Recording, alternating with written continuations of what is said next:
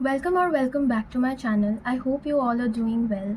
I'm not been making the study vlogs that I usually make. Instead, I'm making this sit down and talk videos solely because my days are not very structured. I had exams throughout the last month. I also have exams throughout the next month, and everything is not very structured. Today I'm going to read out something that I wrote. It will also be a sit down and rant video, and this is going to be about the current situation the students, the youth are facing in India. So I started writing this when the NEET examination got cancelled.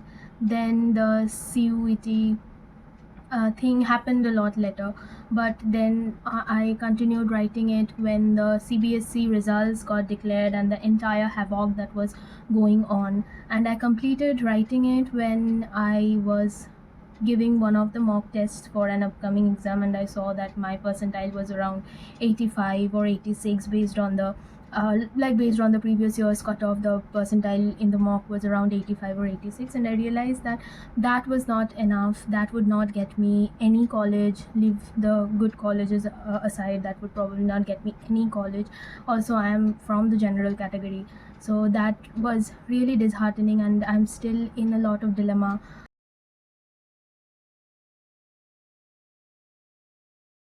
Corrupted decides the worth of the educated. If you have ever felt that education is noble, being a person with integrity is moral, and then one day you got enraged when you had to delay to an appointment just because a political figure passing by is causing a havoc on the road, this would be your read. A rant raging about that dichotomy, written by a chronically online cockroach from West Bengal, India. About more than 100 million youths crowd India, from which around 40 million appear for their board exams and then the national level competitive exams. The registration peaks almost every year in various examinations. They give in for the preparation to whatever extent they can. These applicants consist of extremely studious students working the best they can, some of them trying just hard enough until the comparison dulls them, a group of students giving bare minimum efforts, and another group completely exhausted by the system and is hardly holding up. The opportunities are extremely bleak. There is barely any respect for the students, hardly any steps taken truly for the benefit of the students. It is clearly visible without much scrutiny that the pillar of the society, education, is failing. Most of us have considered ourselves a failure when the result revealed 76 percentile, 80 percentile, or even the brutality extends to the students securing 90 percentile or in some cases 98 percentile. Talking close to the real numbers, 1.6 million students appeared for JEE examinations this year. And a child securing 80 percentile is better than 80% of the students appearing with their rigorous efforts, that is close to being better than 1.1 million students. Now, considering this, it is utterly ridiculous to call someone incompetent when they secure percentiles from 80 to 90s range.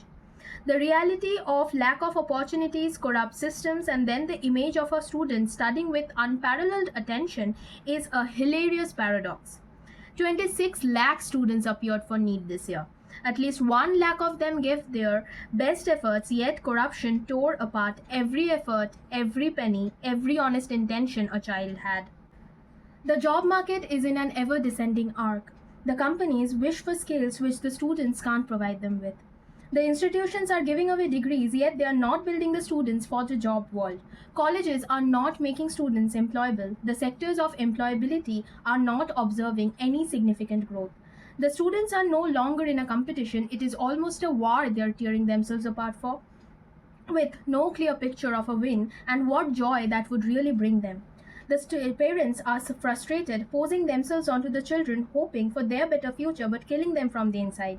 They are no longer in a position to learn. They are fighting against it, while the corruption is weaponizing all the odds that can attack them. In a country where the youths are referred to as cockroaches in whatever context may it be, whatever similarity may have been drawn, the language is used to describe the youth should be rebuked. There are criminals in the society, on thrones of power, corruption in every corner, abuse and harassment, yet it is the youths who are being called names.